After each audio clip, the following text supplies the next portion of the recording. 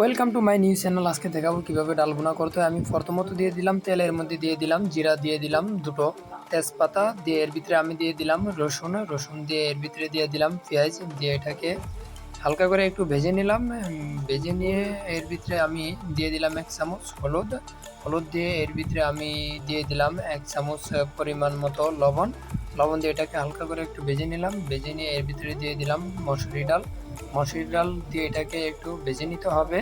ভেজে নিয়ে এর ভিতরে দিয়ে দিলাম পরিমাণ মতো পানি দিয়ে এর ভিতরে দিয়ে দিলাম আমি কাঁচামরিচ দিয়ে ঢাকনা দিয়ে এটাকে আমি ঢেকে দিলাম। ঢাকনাটাকে আমি 4 মিনিট পরে তুলে দেখলাম যে ডালটা উপচে এসেছে। এটাকে আমি এখন একটু নাড়াচাড়া করে নিব। নাড়াচাড়া করে এর উপরে মানে এটাকে আমি ঢাকনা দিয়ে এখন আবার ঢেকে দিব।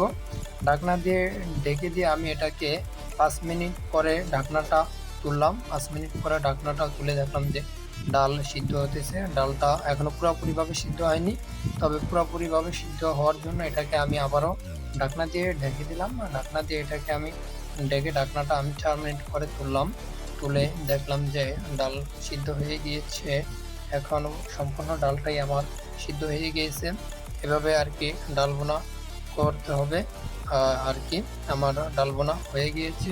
আজকে এই পর্যন্তই। কি সবাই আমার ভিডিওটি ফলো করবেন।